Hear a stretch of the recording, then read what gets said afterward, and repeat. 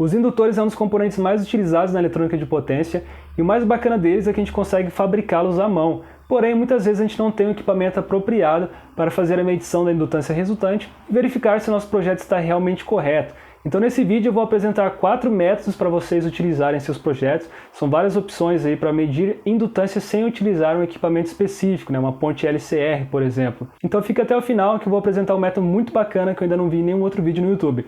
Bora lá!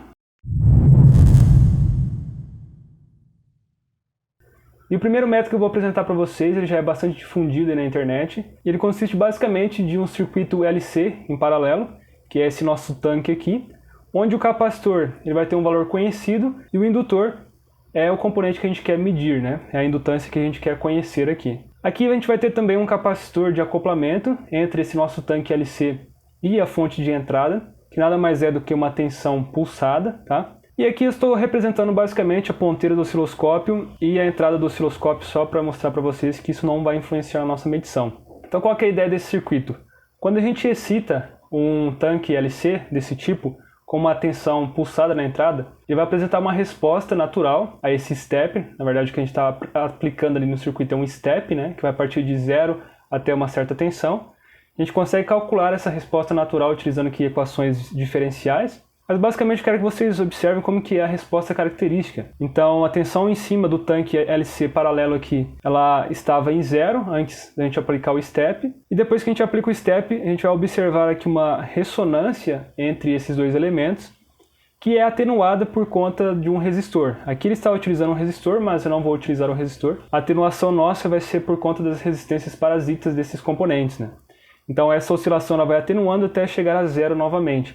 E por que vai ficar em 0 sendo que a gente está aplicando uma tensão? Porque, de grosso modo aqui, se a gente for observar, para uma tensão CC, inicialmente o indutor se comporta como um circuito aberto e o capacitor como um curto-circuito. E em regime permanente a gente tem o oposto. O capacitor passa a se comportar como um circuito aberto e o indutor como um curto-circuito, certo?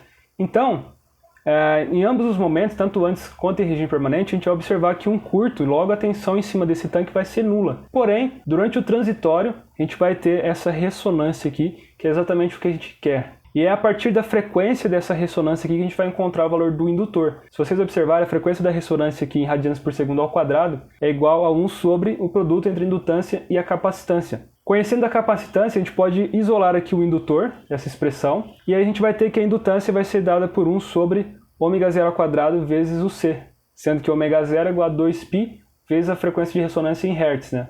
Bom, para ficar mais claro isso aqui, eu vou simular esse circuito aqui no LT Spice, e aí a gente pode observar aqui a tensão que vai ser medida lá no nosso osciloscópio.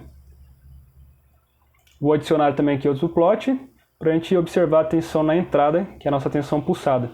Então sempre que a gente tiver uma transição aqui de 0 para 5 ou de 5 para 0, a gente vai observar aquela oscilação por conta da ressonância entre os componentes. E é exatamente essa forma de onda que a gente precisa. Vou aplicar um zoom aqui.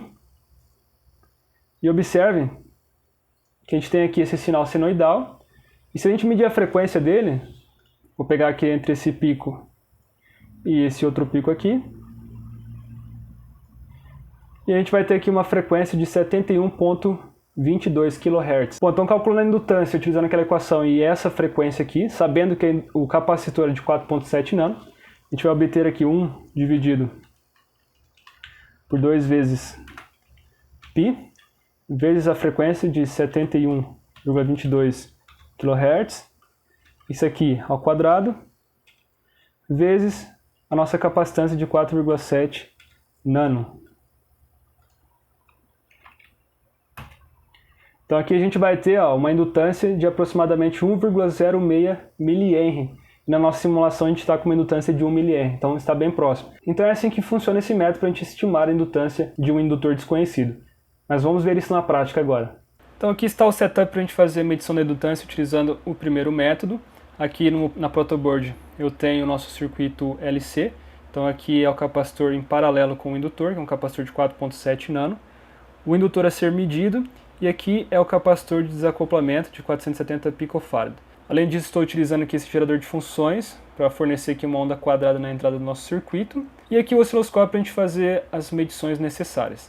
Aqui com a ponteira estou pegando a tensão na entrada, que é a tensão gerada aqui pelo gerador de funções, e a tensão em cima do nosso tanque LC. Então vamos lá, vou habilitar aqui o gerador. Olha lá, no osciloscópio vocês já observam aquela característica, né, desse circuito ressonante. Então, a partir do momento que a gente excita o circuito aqui com esse step, né, gerado pelo gerador de funções, o circuito entra em ressonância, mas aí essa ressonância ela vai amortecendo, né, até chegar a zero. Aqui não está chegando exatamente a zero, porque a frequência da nossa onda quadrada é relativamente alta para a frequência de ressonância aqui do nosso circuito. Se a gente quiser deixar essa tensão ir a zero mesmo, a gente pode reduzir aqui a frequência da onda quadrada, né? Ó, então, conforme a gente reduz, a gente dá tempo suficiente aqui para a ressonância amortecer de fato, beleza? Vou voltar aqui para 500 Hz. Agora eu vou dar um zoom aqui na nossa onda para a gente fazer as medições.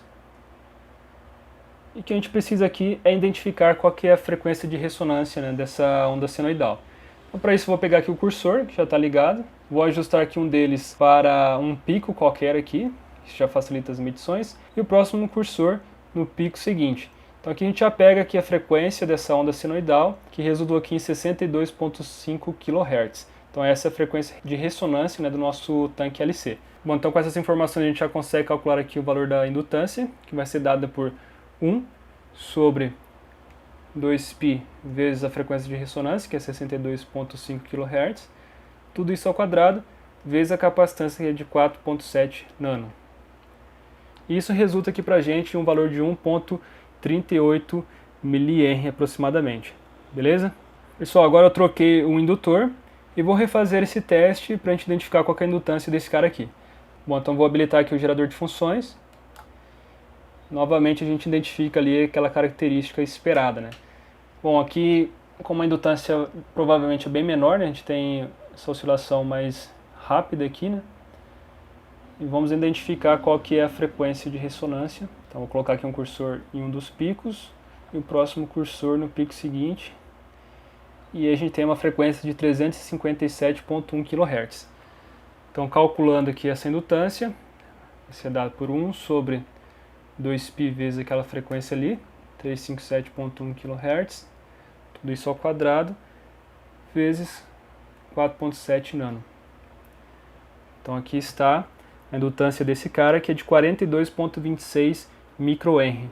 Pessoal, e aqui vai uma dica: se vocês não tiverem um gerador de funções em casa, não tem problema, vocês podem utilizar aqui um circuito com o 6555 no modo astável, tá?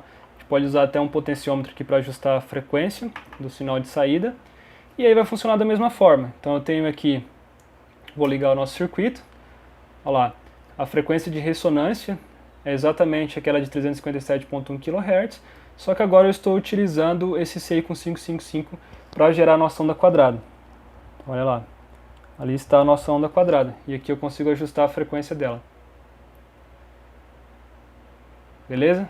Se você não sabe como funciona o 6555 e quer aprender mais sobre esses circuitos, amplificadores operacionais, osciladores que vou apresentar mais à frente nesse vídeo, vou deixar na descrição alguns links de materiais que possam te ajudar nesses conceitos e também de um curso muito bom que abrange aí diversos tópicos da eletrônica, desde os mais básicos, passando por diferentes circuitos, até confecção de PCB e soldagem de SMDs. É um curso que tem 100 horas de duração, com 300 aulas divididas em 50 módulos, então é muito conteúdo para quem quer aprender mais sobre eletrônica e o mais bacana é com acesso vitalício.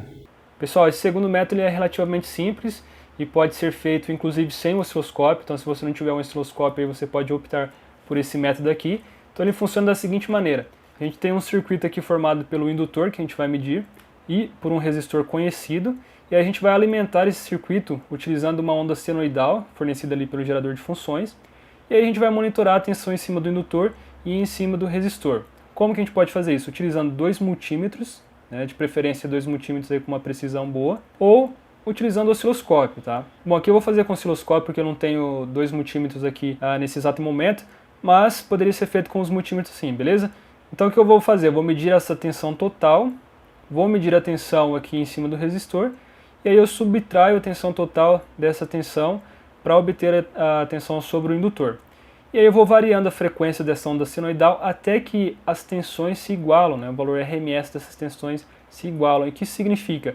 Que a impedância do indutor vai ser igual à impedância do resistor, que a gente vai ter aqui um divisor de impedâncias, né? Onde as tensões sobre cada elemento vai ser a mesma, né? E se a tensão vai ser igual, então a impedância deles vai ser igual, e a gente conclui então que a indutância, nesse caso aqui, vai ser dada pela resistência, que a gente já conhece, dividido por 2π vezes a frequência, que vai ser a frequência que a gente vai obter aqui no gerador de funções para igualar as tensões. Beleza? Então vamos ver isso funcionando na prática. Bom, então aqui a gente tem um circuito com o indutor e o resistor, e como eu mencionei, eu estou medindo aqui a tensão total e a tensão em cima do indutor, tá? Nesse caso. Bom, então vou habilitar aqui o gerador de funções.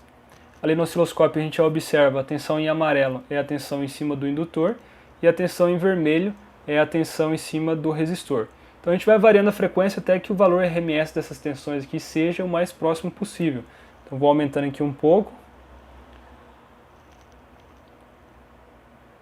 Aqui está chegando próximo. Aqui já passou um pouco, então vou mudar aqui a casa. Aqui passou um pouco também. E aí você vai alterando até chegar num valor bem próximo aí, um do outro, tá? Bom, pessoal, então o valor mais próximo que eu consegui foi aqui, para essa frequência de 11,97 kHz. Então a gente tem a tensão em cima do indutor de 992 mV em cima do resistor de 990. Pela variação ali estão bem próximas, né? Então vamos calcular aqui a indutância com esses parâmetros. Ela vai ser dada pela resistência, que estou utilizando aqui um resistor de 100 ohms, dividido por 2π, vezes aquela frequência ali de 11,97 kHz. Ó, resultou aqui num valor de 1,33 mR, que está muito próximo daquele valor calculado pelo primeiro método. Pessoal, agora eu troquei aqui o indutor e refiz o teste, até chegar aqui numa tensão próxima de 920 mV em cima dos dois, certo? E a frequência que eu obtive aqui foi de 401 kHz. Então, calculando aqui a indutância agora com esses parâmetros, a gente vai ter a resistência de 100, né, dividido por 2π, vezes essa frequência de 401 kHz. E aí a gente tem aqui agora o indutor de 39,68 microhenry. No teste anterior tinha dado 42 microhenry, então também está próximo. A questão desse teste aqui, galera, é que se vocês observarem, a gente está medindo a indutância para essa frequência de 401 kHz. Com o outro indutor a gente mediu para uma frequência em torno de 12 kHz. E aí eu vou mostrar para vocês depois que a indutância ela varia com a frequência. E quanto maior a frequência, menor a indutância. Então nesse teste aqui, dependendo da frequência que você chega aqui para igualar as tensões, você vai obter uma indutância que pode não ser aquela que você vai ter na prática, né? Dependendo da frequência que de fato você vai operar no seu circuito. Vamos supor que seu indutor vai operar com 20 kHz, mas aqui nesse teste você teve que colocar uma frequência de 400 kHz, então a gente vai ter uma diferença nas indutâncias, né? Esse terceiro método ele é muito utilizado naqueles medidores LC que a gente encontra para comprar na China. E ele consiste basicamente de um circuito oscilador baseado em um comparador LM311 com uma realimentação positiva, que vai gerar na saída uma tensão pulsada cuja frequência é igual à frequência de ressonância desse tanque LC aqui na entrada. Então, na verdade, o equipamento ele possui aqui uma capacitância de referência, nesse caso estou utilizando 1 nanofarad, e em paralelo com esse capacitor vai entrar o indutor que a gente quer fazer a medição, né? E o interessante desse método é que a gente não precisa nem de osciloscópio e nem de gerador de funções, porque ele por si só ele já oscila, e o que a gente precisa aqui na verdade é de um frequencímetro. Hoje em dia muitos multímetros já possuem um frequencímetro embutido, então a gente precisa basicamente medir a frequência dessa tensão pulsada na saída para calcular aqui a indutância utilizando aquela equação da frequência de ressonância. Outra possibilidade é a gente montar o nosso próprio frequencímetro utilizando um microcontrolador, por exemplo um PIC, um Arduino da vida. Então aqui nesse blog temos um exemplo de um medidor LC que utiliza esse mesmo circuito oscilador com o LM311, né? Juntamente com um microcontrolador PIC16F e um LCD 16x1 para fazer a medição aqui da frequência e calcular automaticamente a indutância e a capacitância aqui pra gente. Então no caso, além daquele capacitor de referência, ele também utiliza um indutor interno, que a gente consegue escolher se a gente quer medir uma indutância ou uma capacitância, né? Então olha que bacana, assim a gente consegue montar o nosso próprio medidor LC, que calcula aqui a capacitância ou a indutância, né, utilizando essa mesma equação da frequência de ressonância que eu já apresentei no primeiro método. Então, para vocês terem uma noção do funcionamento desse circuito, eu vou simular ele aqui no LTSpice. E aqui a gente tem a tensão que é gerada na saída do nosso oscilador. Então ele tem essa forma de onda retangular. E se a gente medir a frequência dessa tensão pulsada aqui, vou pegar entre esse ponto e esse outro ponto aqui, a gente vai ter aí em torno de 137,5 kHz. Então, calculando a indutância com base nessa frequência, vai ser dado por 1 dividido por 2 vezes π, vezes a frequência de 137,5 kHz. Tudo isso ao quadrado, vezes a capacitância de referência, que no nosso caso é 1 nano.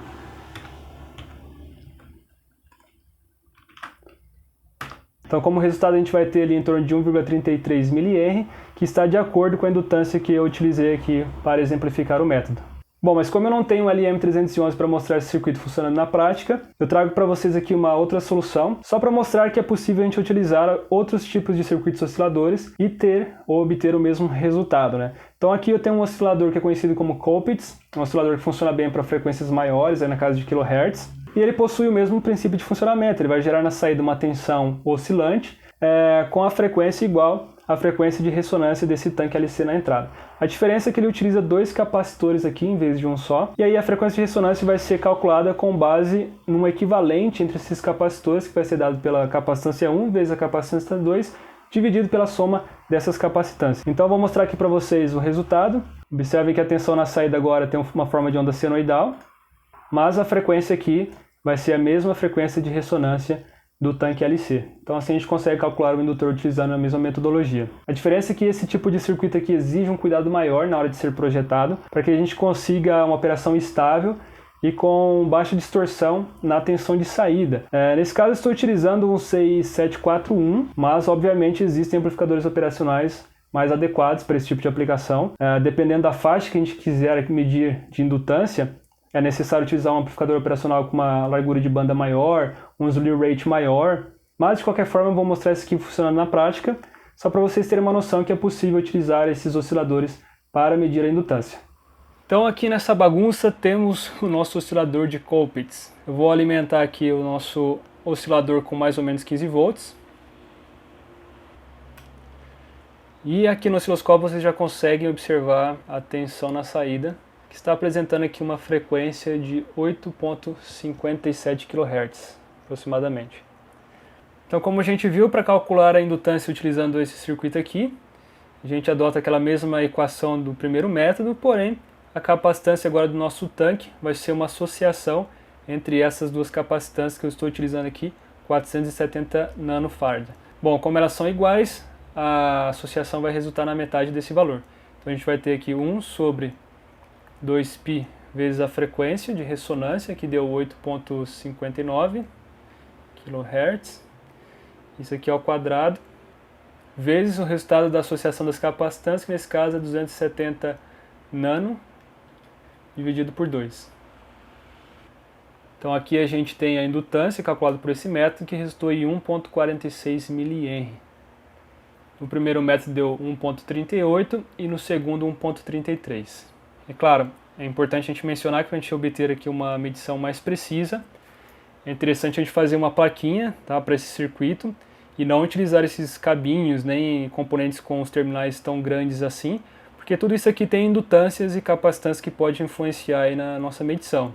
Bom, e apesar dos métodos que eu apresentei até agora funcionarem bem e apresentarem uma medição relativamente precisa, depois eu mostro para vocês a comparação entre essas medições e as medições utilizando o equipamento específico, existe aqui um problema. A gente não consegue medir a indutância para diferentes frequências. E por que isso é importante? Bom, se vocês observarem, o modelo real de um indutor ele não é composto apenas pela indutância. Existem alguns elementos parasitas, como resistências e capacitâncias, né, que compõem esse modelo. E com isso, conforme a gente varia a frequência, a gente também varia o valor da indutância e da resistência série, por exemplo. Então eu vou mostrar para vocês aqui como isso se comporta de fato na prática.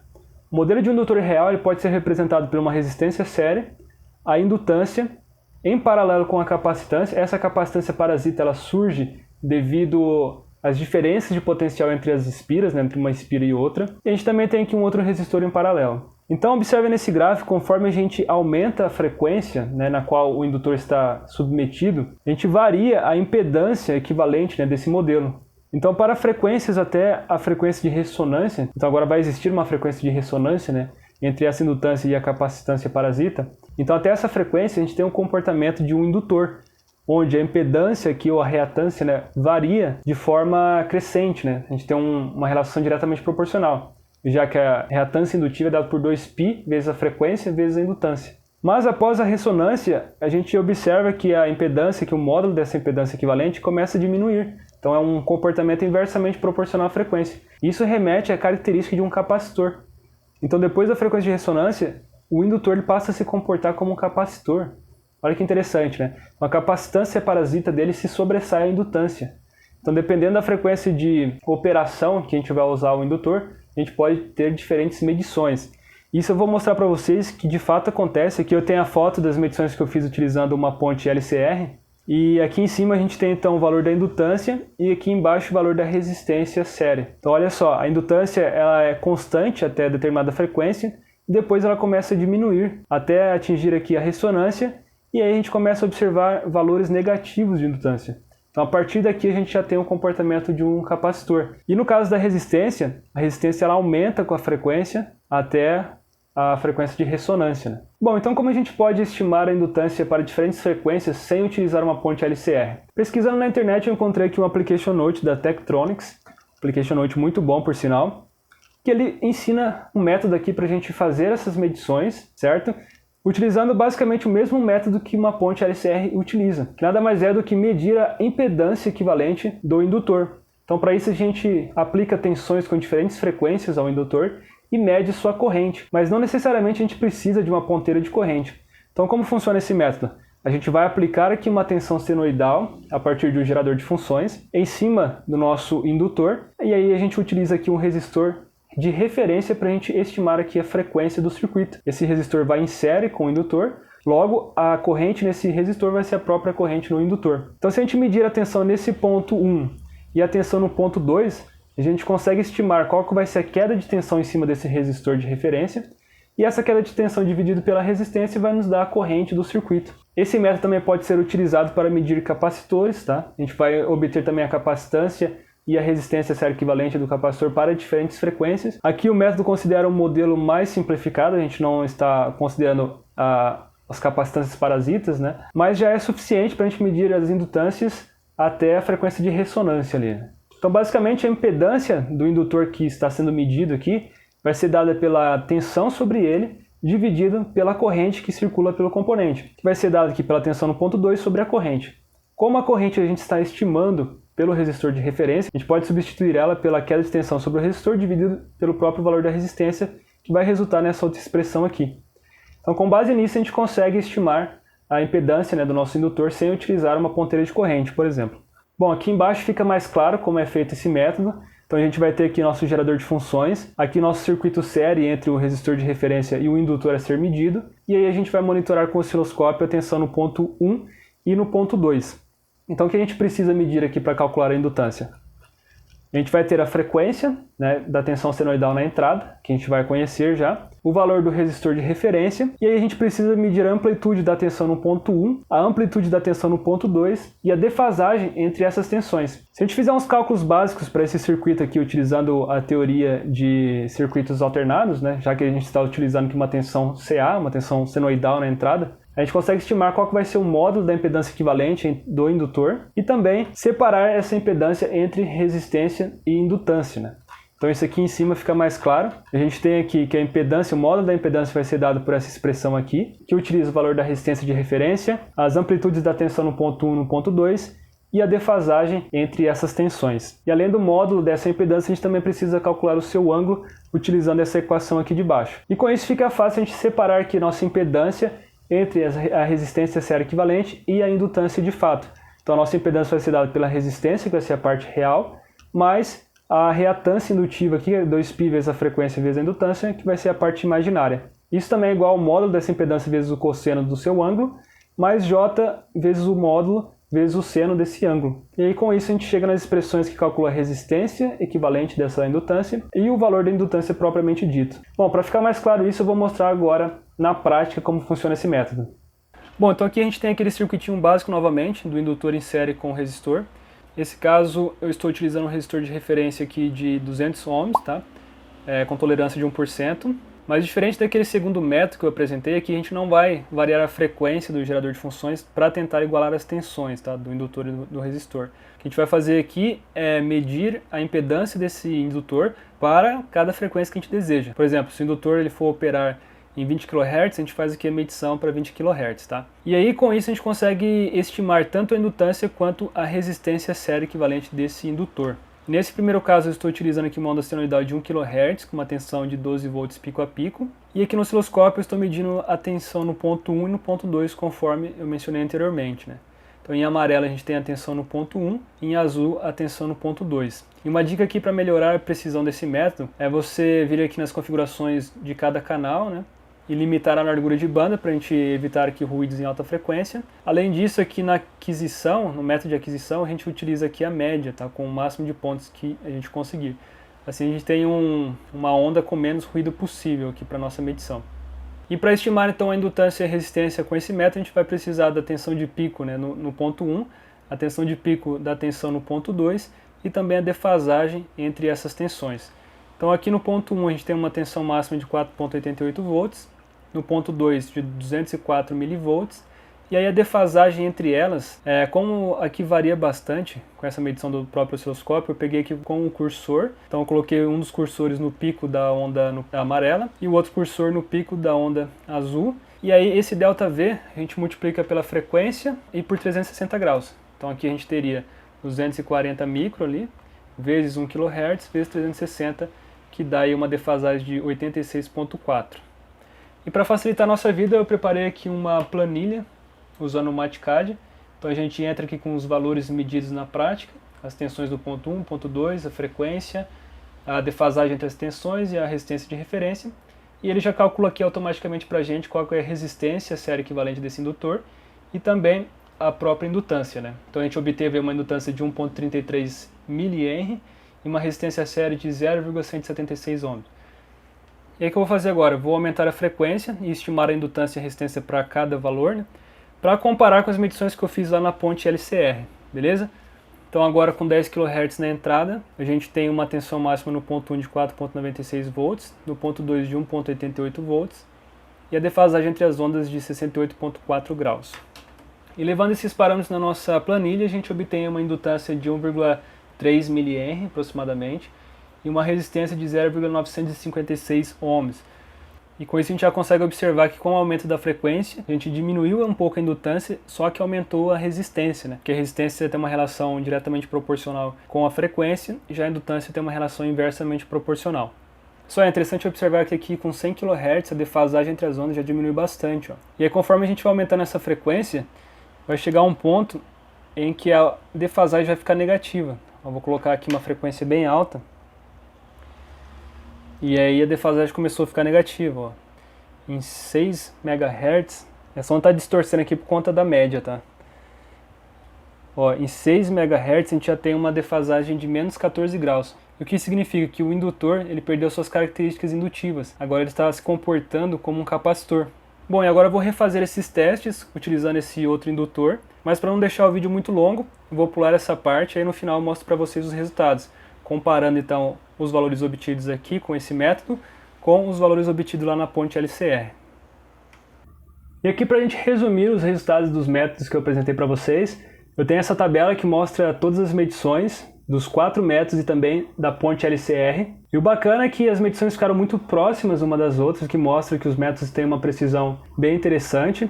Alguns deles, por exemplo, o tanque LC e o do oscilador, eles vão medir as indutâncias para baixas frequências, né, já que a gente está excitando o circuito com uma tensão CC.